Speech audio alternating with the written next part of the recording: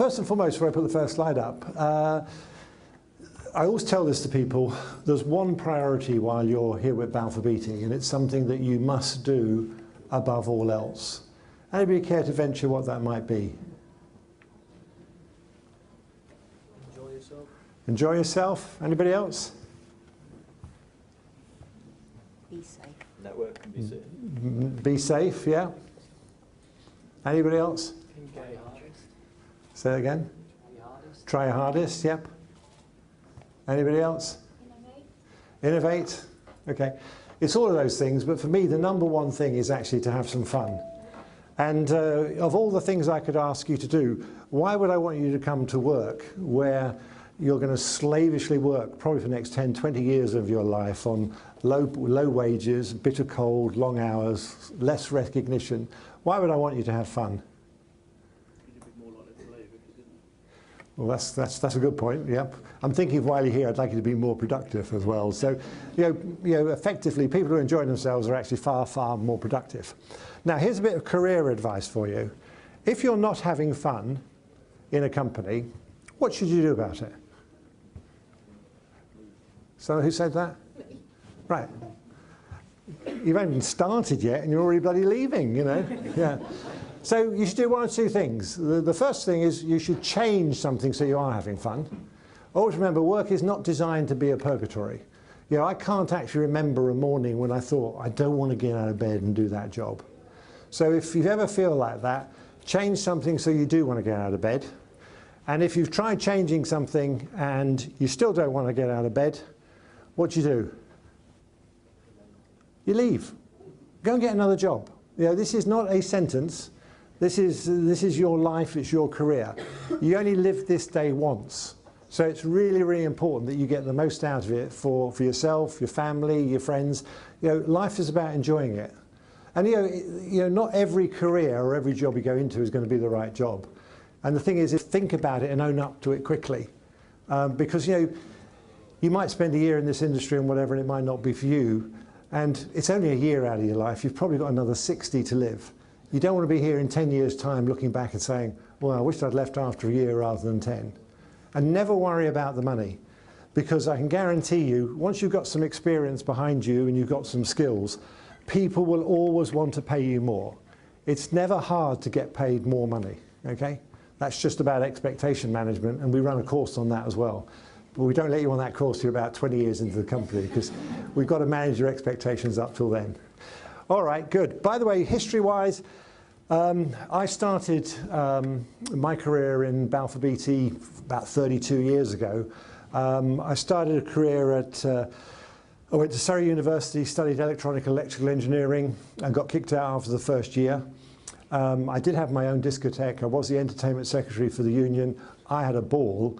Unfortunately, nobody told me that I was supposed to pass exams in the process.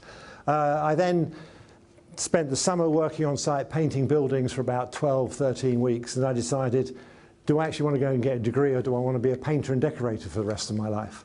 And after 12 weeks of working on site being a painter and decorator, it was a very easy choice. So I then went to Portsmouth Polytechnic. I did my degree in 3 years. I graduated, and I was on this milk round, and somebody from Balfour Beatty chatted to me. They offered me a job, and it was the only interview I ever went to. After 2 years, I was on the graduate training program. I managed to stay here for 2 years. And in that 2 years, I did an awful lot. I worked on the Newhall Viaduct. I worked on a warehouse in Barking and Reading. But the one thing I never did while I was on that training program is I never got any training. And I thought, I remember phoning up and saying, just want to let you know I'm still here and I'm still waiting for my first training course. So hopefully today we don't ignore you, and that we don't leave you fade away doing a good job at the back of Beyond, and nobody actually knows you exist. Because at the end of the day, one of you probably one day will be doing my job. Only the good ones, by the way. So after 2 years I left, I went and did a master's at Imperial College London in management science. I then joined Texas Instruments and Semiconductors. I then joined Honeywell, where I stayed for 17 years and became the global president of their building controls business, which is, how many of you do M&E here? Who's from BBK? Stars, you're the best. I then left Honeywell. We were taken over by Allied Signal. It was sort of like an agreed departure. I then started .com, worked in that for a year, raised 20 million. Then I was recruited by Invensis to run their oil and gas businesses, all the global production control. I then got asked to be the CEO of a company called De La Rue, which is the largest non-governmental banknote printer in the world. Ran that for 5 years, and we sort of 4x'd it, whatever that means. It just means it made an awful lot of money for the shareholders. I left there and then took over a company called Kinetic, which is the Q in Kinetic is the same as the Q in James Bond. They make the smart devices that 007 had. But effectively, it was the Ministry of Defence's research department, which was made public. So it was quite good to have a name like Quinn, wasn't it, when you're in that sort of business. And then from there, I got a call 3 years ago for Balfour Beatty. That particular call was, would you be interested in running Balfour Beatty? And I said, look, I come from that industry. I wouldn't be interested because of the business model. It's just so difficult. Anyway, I made the fatal mistake of actually going on the website and seeing the size of the company, 12 billion turnover, like 1 million employees, you know, growing like crazy. And I thought, do you know, that looks interesting. I made the fatal mistake. I actually phoned the person back and went for an interview. And then all of a sudden that little switch flicks in your head and you think, oh, I can win this. And then you sort of win it and you think, what have I done to myself? And then I ended up here 3 years ago. And that's the story of my life. I don't have a personal life because I spend all of my time working. So some of the sacrifices of actually getting to the top of an organization is you have to be committed. And you know, there's a price to that, which invariably you choose to pay or not. You know, there's a balance in life. So back to Balfour Beatty. 3 years ago, we started on day one. I think we delivered 8 profit warnings. And I arrive on the scene, and the first thing we did was we called 100 managers together in the UK. We called 100 managers together in the US, and we actually explained what we think we need to be doing to run a great business. And the first philosophy for me about running a great business, it's more about behaviors and how you do something than what you actually deliver. And the reason I say that is that when I invest in somebody, a leader, to do something, I'm taking a judgment risk on, are they the person to lead it for the next 5, 10 years? Not, are they going to deliver me this year's plan? Or are they going to deliver me this year's project? I'm actually looking for someone who wants to build a place of worship rather than somebody who wants to build a wall, which is part of a church or something like that. So it's about having that long-term horizon. And Built to Last was really around the fact that Balfour Beatty has been here for 100 years. And what do we have to do to make sure it's here for the next 100 years? It's not about a quick fix. It's a marathon, not a sprint. And the 4 things about Balfour Beatty and Built to Last was really around lean, expert, trusted, and safe. And I'll just spend a few seconds on these. Lean is around the fact that as a company, we had sort of got bloated in terms of the way we did business. So lean was about how do you lean the company out? And in its simplest sense, it's about how do we take cost out of the business? Because our overhead is too much, it has to be paid for. So how do we take that out and reduce it? And in the last 3 years, we've taken out about 150 million pounds of some 550 million of overhead. As you know what's interesting? We haven't missed a thing. There isn't actually anything in the organization that anybody can tell me, well, we used to have that and it's gone. The second thing is that when you're leaning a company out, it's not just about taking out cost. It's also about how do you lean out the processes and the inefficiencies. And let me put that into basic terms. Who in this room knows what a travel agent is? Put your hand up. Okay. Do you remember 20 years ago how you got an airline ticket and then what you did with the airline ticket and how you checked in for your flight in the morning, stood in a long queue, and then you went in another queue, and etc., and then you finally got on the plane? Anyone remember that experience? Well, if you do, you're probably over 40. The key point here is today, what does that model look like? How do you book an airline ticket? Online. And in many cases, the morning of which you're flying sometimes.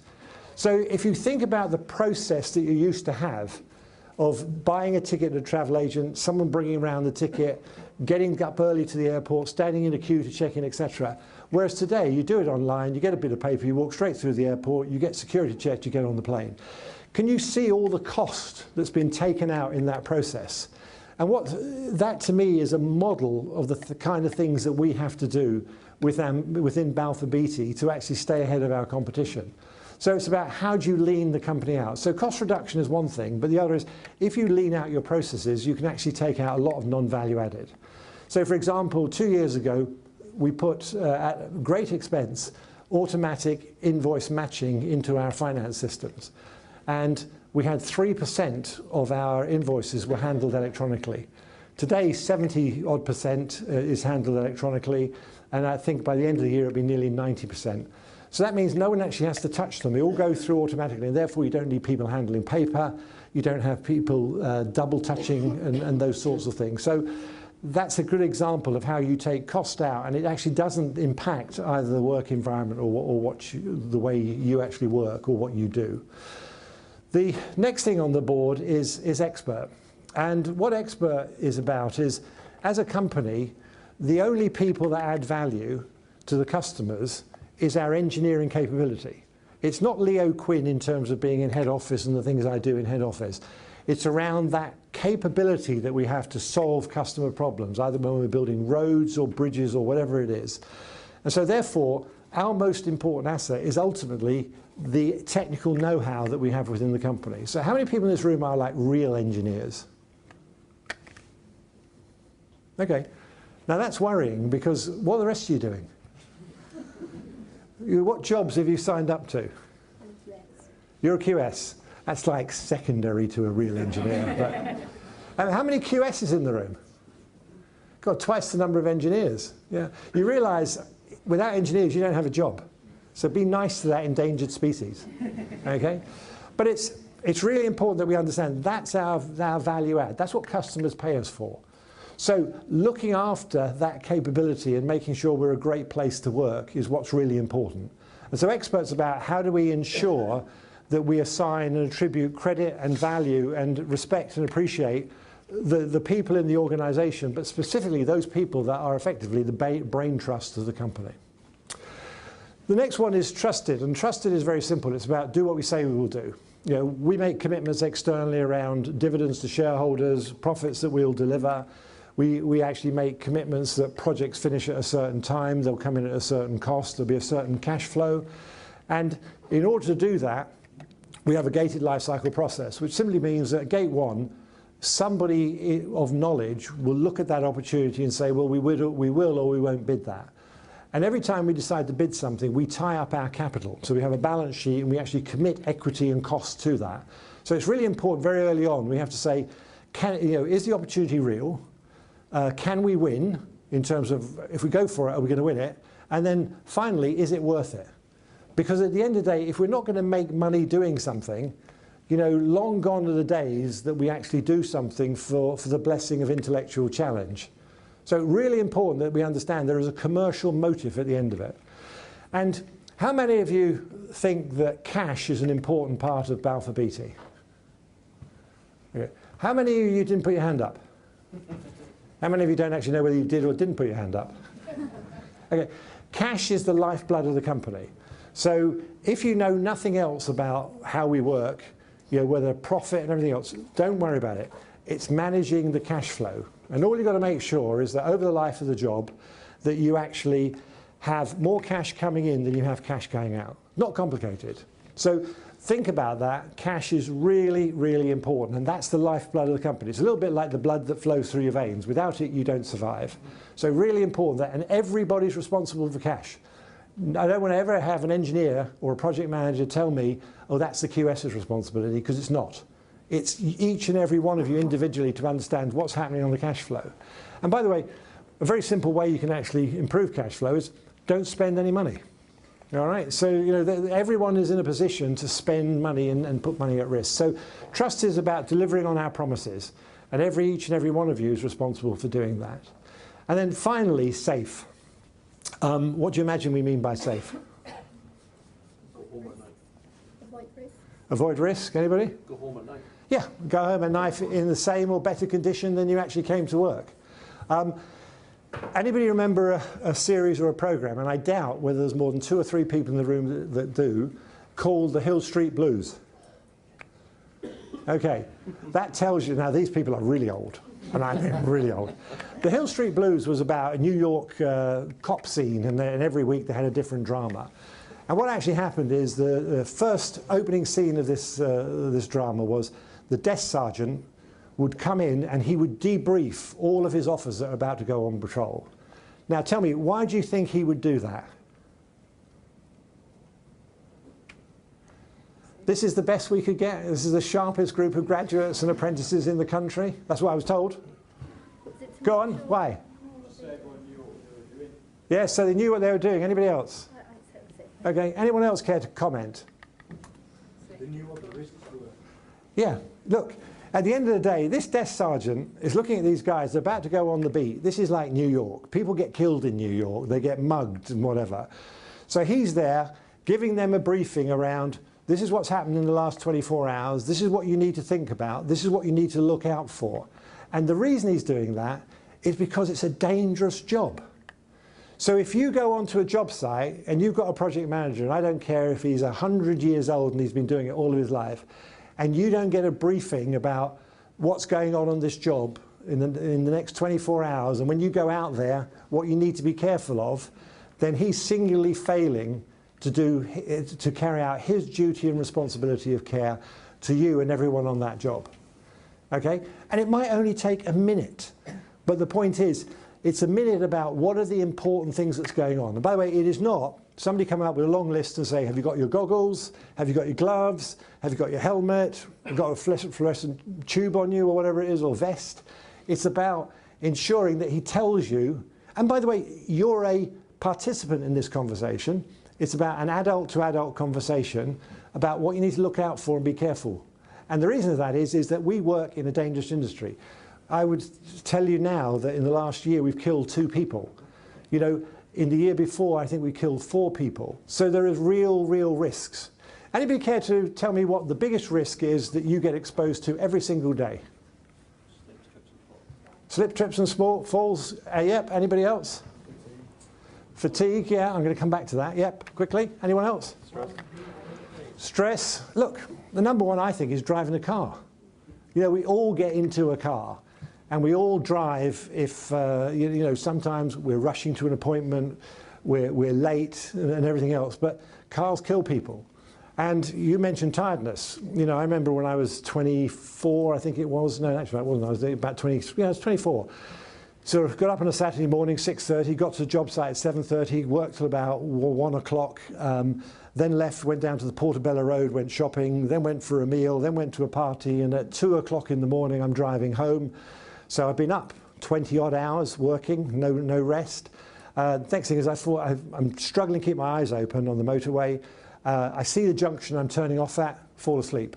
Car comes off, damages the front suspension. That was all that happened, thank God for that.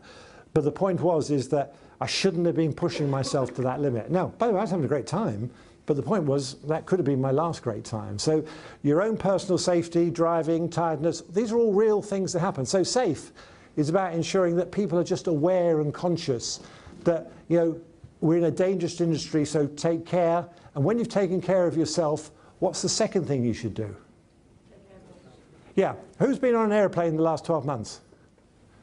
What do they tell you on the airplane instructions about putting a safety belt on a child? Say it again? Yours first, then put it on the child. So look after your safety first, and then make sure you look after your colleagues afterwards. Something about Balfour Beatty, part of our strategy, and these are really simple things. How am I doing for time? Got a few minutes, right. These are things we're driving through the company. Simplifying the company, upgrading leadership, improving governance and control, transforming the culture. Over the last 3 years, we've exited the business in Australia, Indonesia, the Middle East, and a lot of that is about how do we simplify the company. So we're now focused on United States, about $4 billion of turnover, UK about £4 billion, and in the Hong Kong we're about $1 billion. So the company's an awful lot simpler to run and to manage, and we've got much more control over projects and insights.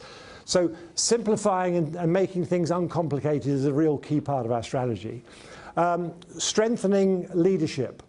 Fundamentally, I am a personal believer is that you always have a top 20% These are the most brightest, most capable, and in many cases they're our next generation of future leaders. At the bottom you have the bottom 10%, and these are people that, you know, through no fault of their own, they just don't make it. They either just don't fit in, they aren't able to actually do the job. It's a stress, and it's not fair on them because they're struggling, and they're highly likely to not survive in the long term in a tough industry like this. And I'm a great believer in actually taking that bottom 10% and helping them into a new job. Because at the end of the day, it's unfair to leave somebody who's not going to be successful in their career struggle in a challenging industry. In the middle, you've got the middle 70%. These people are the bedrock of the company. You know, they deserve the utmost support and respect. They come to work like us, they work hard, they do difficult jobs, and they do it fantastically. So the idea is that they are really important to us. So the idea is that, you know, top 20%, you know, we're going to sort of push you, work you as hard as we can until you fail or you end up getting my job. And sometimes failure is a better alternative, I can assure you. So remember, while you're doing all this, you're going to have some fun. So getting the right leaders is the most important thing, because people work for good people. So as you go through your career, you'll always attach yourself to good people. Governance and control is around ensuring that we understand risk and that we're actually making a return for that. So it's our gated life cycle process, it's the cost to complete, it's our digital briefcase on how we archive data and things like that. It's traceability. And then finally, if we get all these things right and Built to Last works, it's about how do you transform the culture? Because anybody can fix a problem in the short term. What we're doing, we're about building for the long term. So what we're doing is we're putting in place a culture that's going to serve the company for the next 20 years. And that's really, really critical for us. So anybody in this room care to tell me what culture is? You all agree, you can all feel and you sense culture, don't you? Way of living. Say it again? A way of living. A way of living, yeah, that's true. Anything else? Behaviour, yeah, and anything else? What about the back of the room? Key values in the company, yeah. What else? Environment that you work in. Environment that you worked in. Who said that? Okay. Anyone else? Attitude. Say again? Attitude. Attitude, yeah.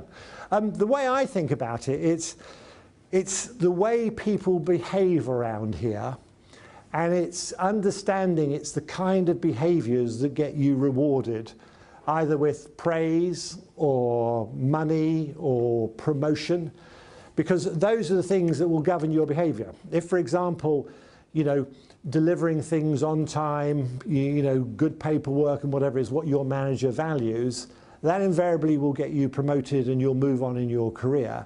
And it's really important. It's the things that we inspect as leaders that our employees, it's the things that we inspect that our employees respect.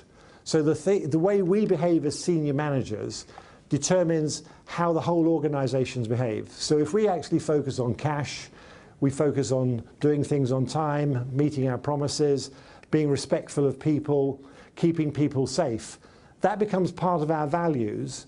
And those are the things that you will then inculcate and you will repeat. And so that actually drives our culture. So ultimately, it's really, really important to remember it's the way people behave around here and how people get recognized. Some people say it's the way people behave when the boss isn't around.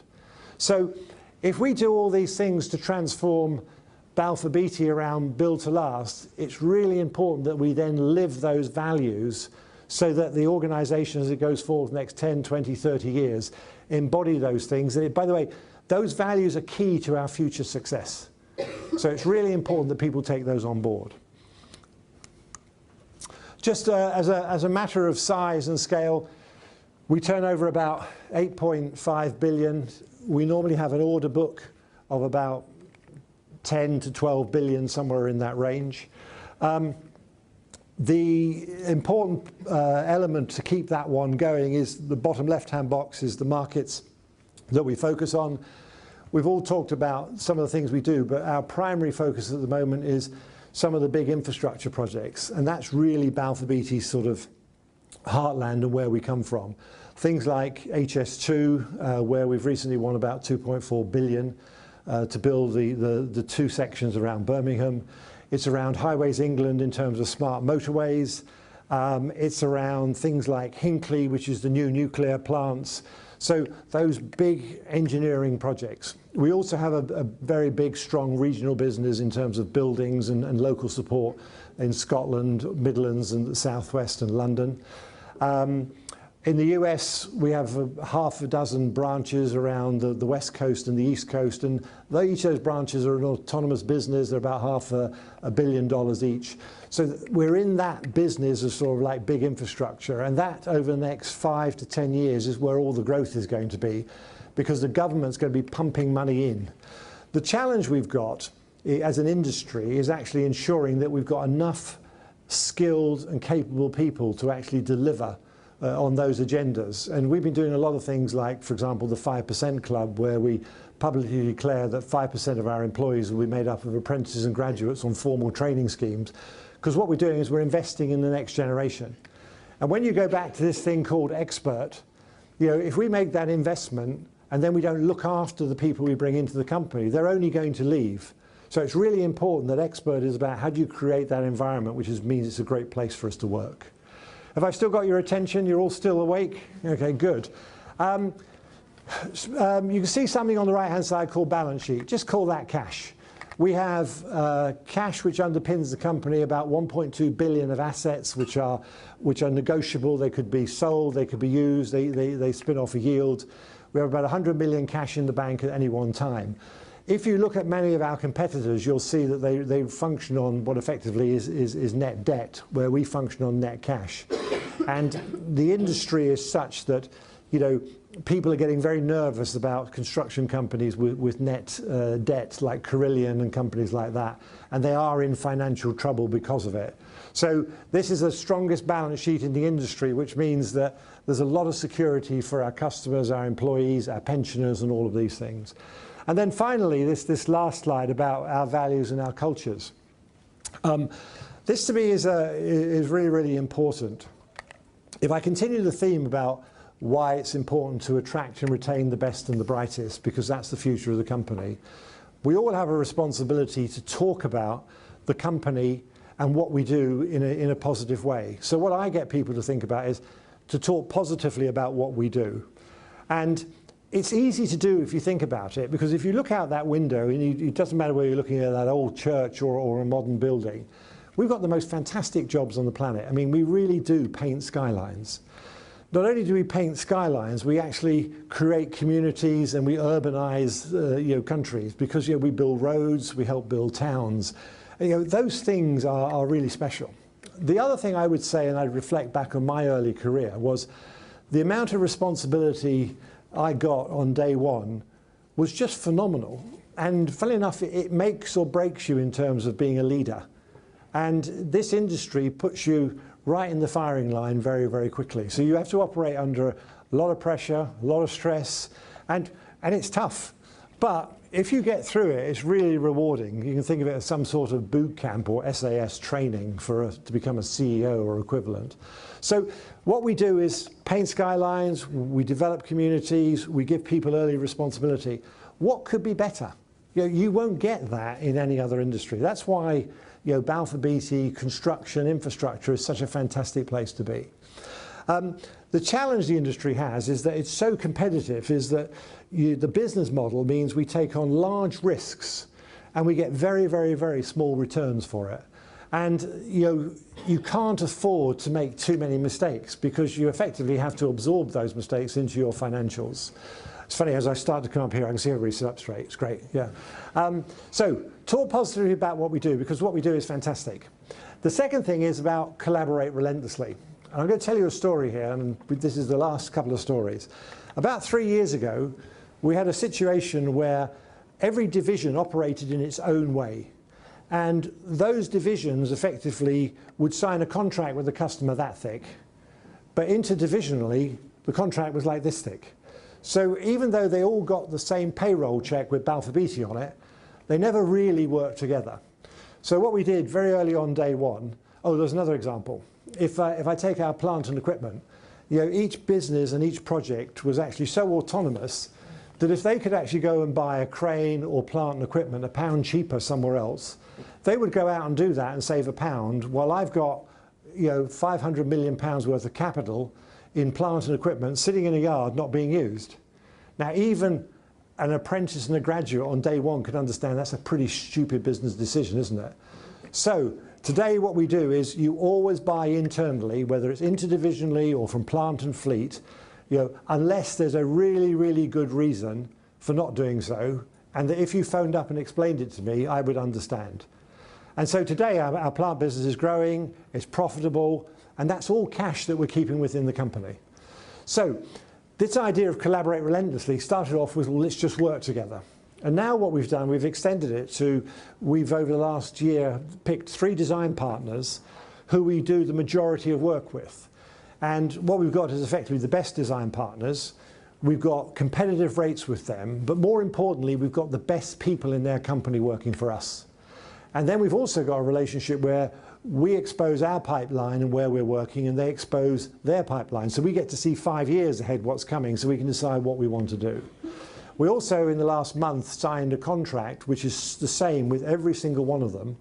And the uniqueness of this is that when we normally try and negotiate with a design firm, we spend half the time about the engineering excellence and what the project is, and the other half arguing about the contract. Well, now we've actually got the contract signed, we don't have to waste that half time talking about and arguing about the contract. Takes time out of the bidding process and actually makes us more productive and more efficient. It becomes more of an alliance. So it becomes really important for us that if we can keep the best designers, that we work collaboratively with them. We're now extending this down to our supply chain in terms of major significant subcontractors. So if you look at this thing about collaborate relentlessly, it's about how do we tie up the supply chain as we move into a tightening market where demand is going to exceed supply. And so therefore having the best people on your team is a real critical attribute or a critical factor for success. So that's collaborate relentlessly. Then encourage constantly. The message I've given out to all my senior managers is very simple. Because there's going to be a shortage of supply, engineering capability and the likes of this. By the way, if anybody has to go for their train or bus and whatever, do feel free to go, and we'll take your name on the way out so we know. No, but encourage constantly is really important. In the industry, there is going to be a shortage of people. We've got an aging demographic where a lot of our people are over 50. And some of them are thinking at the age of 60 that they're allowed to retire and whatever. Well, I've cancelled all retirement on the basis that if you don't have someone to step in and do your shoes, into your shoes, and if you haven't handed on your skills and capability, then you're not going to be allowed to leave. Simple as that. So what's key here is that when I was younger, you know, I was lucky enough to come across some very, very good, capable people who, for some reason, very strange though it may sound, decided to pick me out from the crowd. And they put their hand on my shoulder and actually helped me through my career. You know, they taught me a lot of what I knew. They helped me avoid an awful lot of mistakes. And believe you me, nobody in this room has made more mistakes than me, I promise you. And if you're not making mistakes, by the way, you're either not working or you've come back after 2,000 years in the dead. That's Jesus, by the way, just in case you don't know. So, really important that my senior leadership team have their hand on someone's shoulder and are effectively training and developing them to actually succeed them. So when I talk about encourage constantly, the question I ask of all my senior team is, whose shoulder do you have your hand on, and who are you actually ensuring can follow along in your succession? So the values of Balfour Beatty for me, the things that you should take away from here, are 3. Talk positively about our industry and what we do, because by the way, it's a great story. And there are only good stories that come out of it, and you can live off these stories for a long time. The second thing is collaborate relentlessly with our entire supply chain so that we end up getting the best and the most capable suppliers working with us, because we're moving into a market where demand is going to exceed supply and you're not going to have too many choices. And then thirdly, encourage constantly. You know, whose shoulder do you have your hand on, and who are you actually training up to succeed you? And I think if we follow through on all of these things, what we'll do is we'll have a Balfour Beatty which will be here for the next 100 years. And that's what the objective of Built to Last was. So on that note, please have a great, enjoyable career here, and maybe in a few years' time I'll come back and watch you making this presentation in my place. Great, thank you. Being the biggest construction company in the UK, you've introduced Built to Last and my contribution. What's the next big step towards improving the company even further?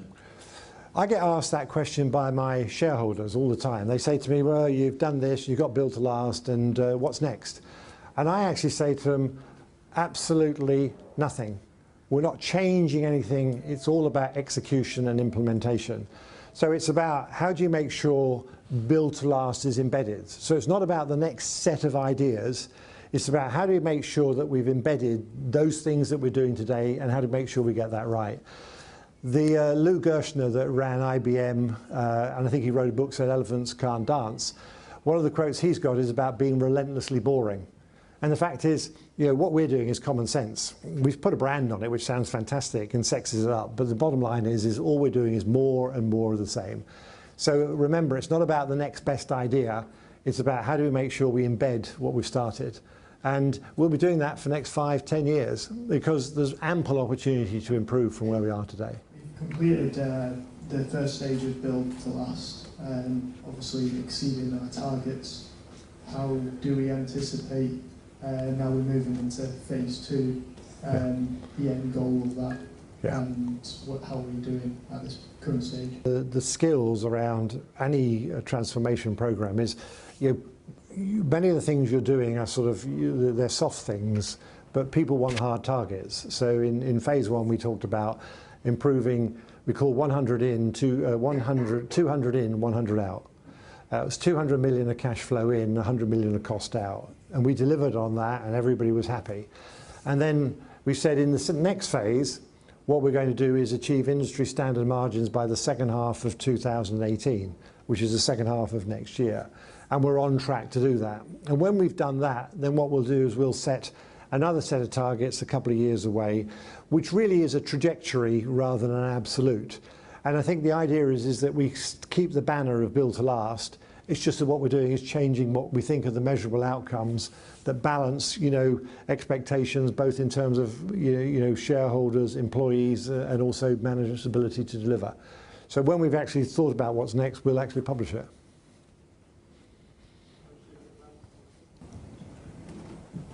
What key lessons do you think you've learnt through your career that have aided you in being successful? I'll tell you the single most important lesson I think is don't be afraid to fail. At the time it feels pretty horrible, but you do learn a lot. And there is this expression called productive failures and unproductive successes. Sometimes you go through life and you don't actually know why you're successful, it just happens. But you really learn when something goes wrong. And then, failure to me is always about a new beginning. And I do mean in a very serious way that I can think of the number of times I've failed, I've personally failed, and it doesn't feel good, but you do take an awful lot away from it, and it does change your life. I remember when I sort of got kicked out of university and I went to my next polytechnic, I do remember that I used to work twice as hard as anybody else because I sort of had to work twice as hard to be just as bright. But if I hadn't had that setback, I'd never have realised that. And what happened is I carried that with me all through my life. So the fact of the matter is, if you're doing more hours and you're spending more time doing things, you'll learn from them. The other thing I've learned is that I've done a number of things privately. So for example, before I was 27, I tried to buy, I think it was 6 different companies that had sort of gone into bankruptcy. And in that process to privately buy them, interesting enough, I didn't have any money. I wasn't quite sure I was going to pay for them, but I was still trying to buy them. But what I learned in that process, which was very different to what I was learning day to day on site, taught me things that other people wouldn't be aware of that I was able to bring to the party combined with what I was doing in my job, which then just gave me that edge over other people who were doing the same job and of the same ability. So, ultimately, there is a correlation between effort and how much you put into something versus what you get out. So don't be afraid to sort of try things, don't be afraid to make mistakes, and don't be afraid to sort of get out of your comfort zone. I had a question. What is the one thing that crosses your mind when you think about an outstanding employee? The one thing is, I could list you half a dozen things which I think make great leaders. So separate outstanding, separate out management, just think about making great leaders. And the number one thing is called energy. And you know, when you see someone who has energy, it's really obvious, it stands out. It's almost like a magnet that, you know, at the end of the day, you can't avoid being pulled into the wake and being pulled along. And I find that people with high energy invariably always succeed, and it's the single highest factor because they just get more stuff done. You know, they just have the ability to sort of get to the end of the goal. And if you're actually a great follower rather than a great leader, and there's nothing wrong in being a great number two or the power behind the throne, just catch the coattails of someone with really high energy, because they'll go to the moon, and the fact of the matter is they'll take you there with them. So energy is the one thing.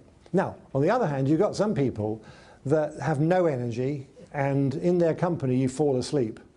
You know, I would tell you, my forecast would be, is they would find it hard to survive in our industry. So anybody disagree with that? Anybody recognise the word energy? Yeah? If you take nothing away from today, remember that word energy, and it's the aura around somebody, it's what they exhibit. Okay? It's really, really, really important. One thing I haven't commented on, by the way, is gender. And I think it's really, really important in our industry. I was at a job yesterday, HS2, there's 100 people in the office, and there's a mix of about 20% female and male. There's 25 different nationalities in the room. The one comment that was made to me unprovoked or without any suggestion was that the content and makeup of the room and the mix of male and female, that the value add of having that many females in that room is really high value add in terms of productivity of the team. And so, you know, I would love that we work out on our big jobs, you know, big is like over 100 million, is how do we work out that half the people are male and the other half are female? Because I think that's going to be really, really important in terms of how do you drive high performance teams. And again, it's purely on merit. There's nothing about race, sex, creed and whatever. To have the highest performing team, having a mix of 50-50, I think actually does us a lot of benefit. It seems from your presentation that major projects will play the bulk of the role in contributing to the top line of growth. But I was wondering if you see any smaller business units that you see as exciting growth opportunities within the wider business over the long term? Yeah. I would say our power business has got some big growth opportunities attached around some of the infrastructure, like Hinkley and things like that, with companies like National Grid and whatever. I'd say our rail business will be flat because you're going from CP5 to CP6, which are two different control periods and budgets. So that will tail off a little bit. Our regional business, I think, will remain strong. Major projects and major highways is where the growth is. I don't actually think about major projects and regional as different, because the engineers and the capabilities within both sides are swappable. I do think about buildings and civils as different, because there's sort of a different mindset and a different construct around that. So, you know, I think I'd look at it as there is a big civils opportunity that's approaching us, and getting sort of manned up and powered up for that is really important. Last question? Go for it. Or last two, this lady here. Right. I was wondering, what would your top tips be for progression within the company?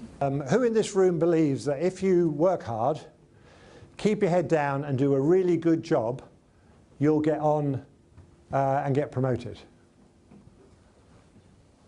So what do the rest of you think then? Keep your head up. Say again? Keep your head up. Keep your head up, right? Well, I'll rephrase it. If you keep your head up, work hard, do a good job, do you think you'll get on in your career and get promoted and get rewarded and whatever else? Put your hand up if the answer is yes. Okay, you're all wrong. Anybody know why you're wrong? Won't get noticed by anyone, will it? Say again? Won't get noticed by anyone. Yeah, he said it in a funny way. He's dead right. You know, the definition of power is to deliver and achieve something plus or times recognition. So it's really important that you make sure that people recognize what you do. Now, how do you do that? Celebrate success. Have energy. Have energy? Anyone else? Celebrate success. Celebrate success, yeah? I've got an easier way, just bloody tell your boss.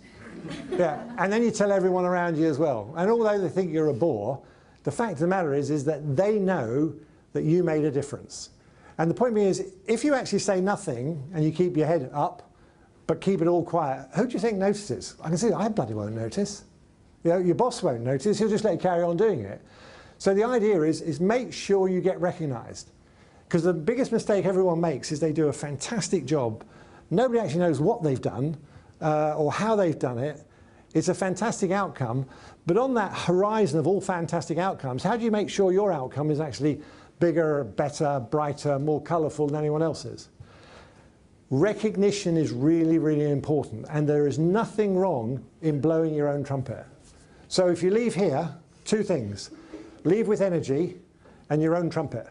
Okay? Now, by the way, if you actually are no good and you're publicising, you're just a shameless publicist, people will see through you and they'll think you're a right, somebody beginning with W, you know, and that will work against you, okay? So really, really important that you do promote real success. And by the way, you should be recognised for it. You know, you should get a pat on the back, you know, you get money or you get shares or you get promoted, whatever, and you deserve it. You've worked hard, you've done a fantastic job. You know, you're entitled to that. Last question, this lady here. With you talking earlier about diversity and it being a bit of a motif this morning, do you, like, could there be any plans or initiatives to, like, get young girls or spark an interest of construction into younger girls to get them into the industry? Yeah, this is a great question. And by the way, we do lots of things like this, and Tony Ellender can tell you chapters.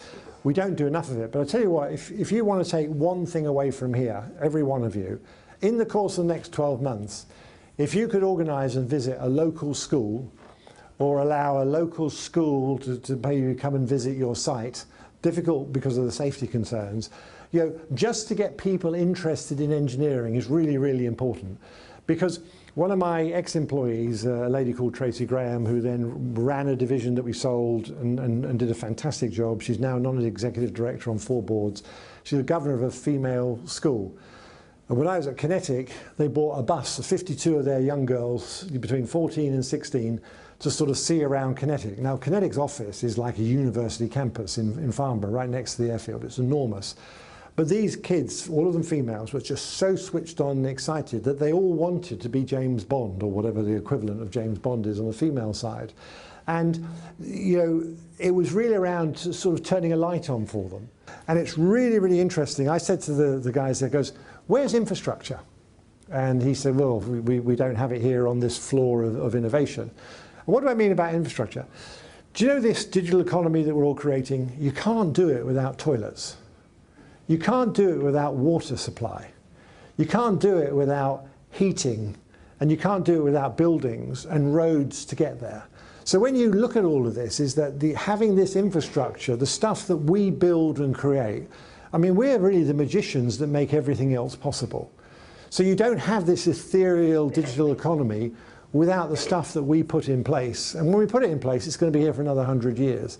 So I said to the Science Museum, is when you're actually going to build something which talks about infrastructure, and that actually young kids come along and see, at the end of the day, I want to go and build something. I want to go and create something like it doesn't matter whether it's the Victorian sewers or a motorway or a high-rise building. And that's what we do. I mean, we actually make all these other industries possible. Pretty magical stuff, isn't it? And on that note, I'm going to let you all go home. Thank you.